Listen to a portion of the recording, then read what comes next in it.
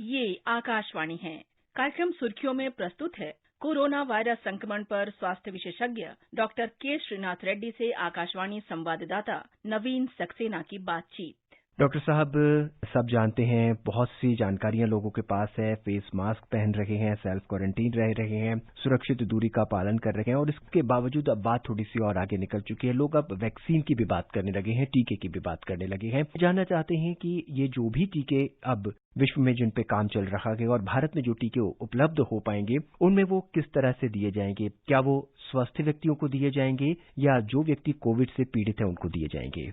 अभी तो एक वैक्सीन अभी ब्रिटेन में उसका रेगुलेटरी अप्रूवल मिल गया है, उसको तुरंत ही शुरू करने वाले हैं। बाकी और वैक्सीन का भी इंतजार है रेगुलेटरी अप्रूवल का, क्योंकि उनके सारे जो रिसर्च हुआ है, ट्रायल्स हुए हैं, उसके आंकड़े पूरा देखने के बाद ही रेगुलेटरी अप्रूवल मिलेगा कि ये काम कर रहा है या नहीं, ये सेफ है या नहीं, इससे कोई नुकसान तो नहीं हुआ है। ये सारी चीजें देखने के बाद रेगुलेटरी अप्रूवल मिल जाएगा। उम्मीद है कि एक से ज्यादा वैक्सीन को रेगुलेटरी अप्रूवल मिलेगा और हमारे देश में भी इस प्रकार के वैक्सीन जो अभी बन रहे हैं और जिनके ऊपर अभी रिसर्च चल रहा है क्लिनिकल ट्रायल्स के ओर से, तो उनमें से भी कुछ न कुछ इसमें कामयाब हो जाएंगे और उनको भी रेगुलेटरी अप्रूवल मिलने की संभावना है। इतना जल्दी मिलेगा कहना मुश्किल है, मगर जब मिलेगा वो पहले ऐसे व्यक्तियों को दिया जाएगा जिनको ये वायरस लगने का खतरा ज्यादा होता है और उनका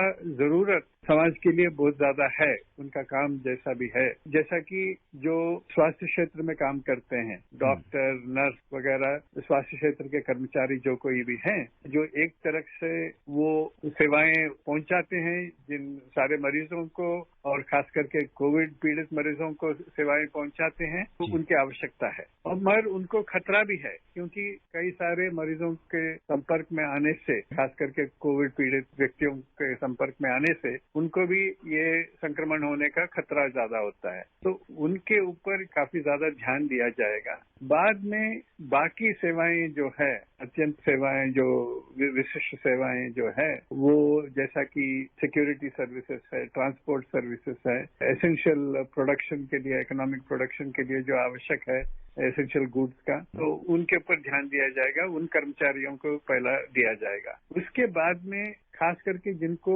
कोविड लगने से ज्यादा बीमारी होने का और जान का खतरा होने का संभावना है, जैसा कि काफी बड़े उम्र के लोगों को या जिनको दूसरे तरह की बीमारियां हैं, जैसा कि डायबिटीज, ब्लड प्रेशर, दिल का बीमारियां हैं, तो ऐसे व्यक्तियों को अगर कोविड हो जाता है तो उनमें घातक बीमारी होने का खतरा ज्यादा होता है। तो इसीलिए पहले ऐसे व्यक्तियों को दिया जाएगा। एक वर्ग है जो अत्यंत आवश्यक काम करते हैं और उनको संक्रमण का भी खतरा होता है। दूसरा है ऐसे लोग हैं जो इनको संक्रमण होने से बीमारी ज्यादा होने का खतरा है, उसके बाद में दूसरे लोगों को दिया जाएगा। डॉक्टर साहब, कोरोना के बारे में जहां तक लोगों को समझ में आ रहा है, जहां तक पढ़ रहे हैं और जो जानकारियां दी जा रही हैं, कहते हैं कि कोरोना संपर्क में आने से बढ़ता है या दूसरे को फैलता है। ऐसे में देखा गया है कि एक ही घर में किसी एक व्यक्ति को तो कोरोना है, लेकिन बाकी के जो दूसरे व्यक्ति हैं वो उतने संक्रमित नहीं है या वो उनमें संक्रमण बिल्कुल भी नहीं है। ऐसा क्यों होता है?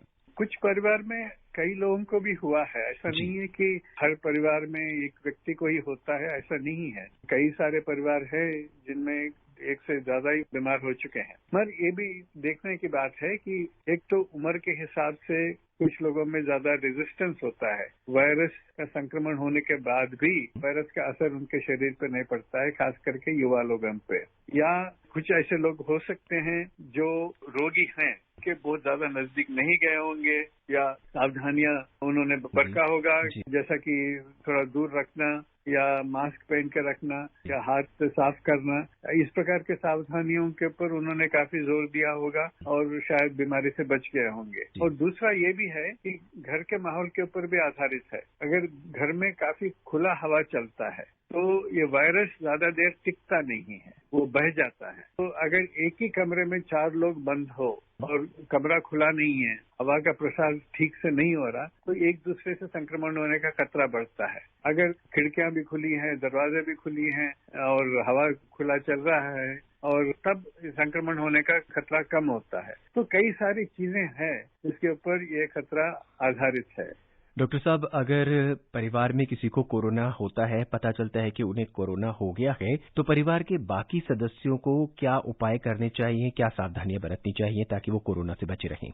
एक तो जिस हद तक हो सके थोड़ा सा दूरी मेंटेन करना चाहिए। आप जो कहते हैं 2 गज या 3 गज, वो बिल्कुल जरूरी है। उससे ज्यादा भी हो सके तो बेहतर है, क्योंकि संक्रमण होने का खतरा ज्यादा होता है। दूसरा, मास्क पहन कर रखना बिल्कुल जरूरी है, बीमार व्यक्ति को भी और दूसरे लोगों को भी, ताकि एक दूसरे से वो थूक न निकले और उसके जरिए वायरस हवा में काफी फैल न जाए। और तीसरा, जैसा मैंने कहा, खुले हवा का प्रसार होना बिल्कुल आवश्यक है। इस प्रकार का प्रसार तो फिर वायरस ज्यादा देर टिकेगा नहीं। अगर बीमार व्यक्ति के मुंह से भी निकल जाए या फिर उनके सांस से निकल जाए तो वो बह जाएगा, अगर हवा बहता रहेगा तो। तीसरी चीज ये है, हाथ अक्सर साफ करते रहें, क्योंकि किसी चीज के ऊपर भी अगर वायरस गिर चुका है तो अगर उसको छूने से वायरस फिर हमारे शरीर में प्रवेश करने का खतरा जब होता है, हाथ बार बार साफ पानी से, साबुन से साफ करना बिल्कुल आवश्यक है।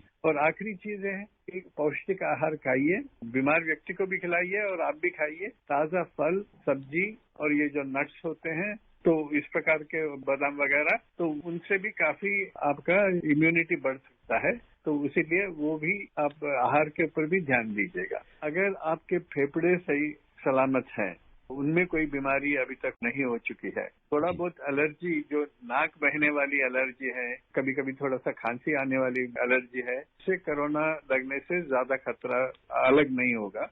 मगर अगर आपके फेफड़े खराब हो चुके हैं, उनमें बीमारी पहले दूसरे कारणों की वजह से हो चुकी है और आपके फेफड़ों का काम कुछ कम हो गया है, तो तब कोरोना का असर ज्यादा पड़ेगा। खाली ये जो नाक बहने वाला एलर्जी से आपको कोई घबराने वाली बात नहीं। डॉक्टर साहब, हमारे देश में बहुत अच्छे तरीके से यहाँ नियंत्रण हो रहा है और दूसरे देशों में ऐसा नहीं हो पा रहा है, क्या कारण हो सकते हैं?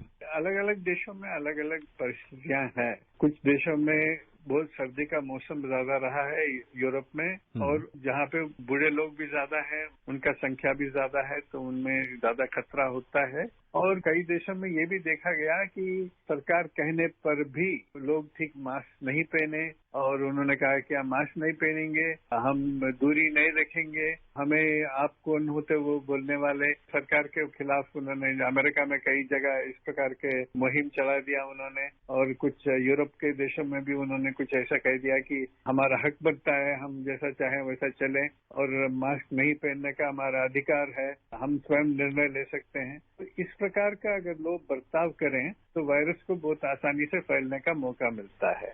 डॉक्टर साहब, साबुन से हाथ धोने पर किस तरह से कोरोना का वायरस जो है खत्म हो जाता है और उसका संक्रमण कम हो जाता है? 2 प्रकार का असर होते हैं जी। एक तो पानी से धोने पर भी वो बह जाता है हाथों से, मगर साबुन का असर एक्स्ट्रा ये होता है कि ये कोरोना का वायरस के ऊपर कुछ चर्बी जैसा फैट का लेयर होता है, और साबुन के असर से वो फैट गल जाता है और वायरस नष्ट हो जाता है। इसीलिए साबुन का असर भी वायरस को नष्ट करने में है, और पानी का असर वायरस को बहा के बाहर निकालने का है हाथों से। डॉक्टर साहब, कोरोना की रिपोर्ट नेगेटिव आने के कितने दिनों बाद सामान्य रूप से व्यक्ति आम गतिविधियों में शामिल हो सकता है? वो पहली बार किसी व्यक्ति को कितना बीमारी हुआ है उसके ऊपर भी आधारित है। अगर किसी व्यक्ति को बीमारी काफी ज्यादा मात्रा में हुई हो और उनको अस्पताल में दाखिल होना पड़ा, तो उसके बाद में थोड़ा सा ठीक होने के बाद और टेस्ट नेगेटिव आने के बाद 48 घंटे के बाद में ये समझा जाता है कि उनसे और किसी को संक्रमण होने का खतरा कम है। मगर बाकी जो है, शरीर में कितना कमजोरी रह चुका है और कितना जल्दी वो काम पे जा सकते हैं, वो अलग अलग व्यक्ति के ऊपर आधारित है। युवा लोग बहुत जल्दी ठीक हो जाते हैं और जल्दी काम पे लौट सकते हैं। डॉक्टर श्रीनाथ रेड्डी, कार्यक्रम में आने के लिए, हमसे जुड़ने के लिए आपका बहुत बहुत धन्यवाद। अभी आप सुन रहे थे कोरोना वायरस संक्रमण पर स्वास्थ्य विशेषज्ञ डॉक्टर के श्रीनाथ रेड्डी से आकाशवाणी संवाददाता नवीन सक्सेना की बातचीत। ये कार्यक्रम आकाशवाणी के समाचार सेवा प्रभाग द्वारा प्रस्तुत किया गया। इसे आप हमारे mobile app news on AIR पर भी सुन सकते हैं। इस कार्यक्रम के संबंध में अपनी प्रतिक्रिया आप हमें ईमेल कर सकते हैं। पता है airnsdtalks@gmail.com। ये कार्यक्रम फिर से सुनने के लिए लॉग ऑन करें हमारी वेबसाइट newsonair.com।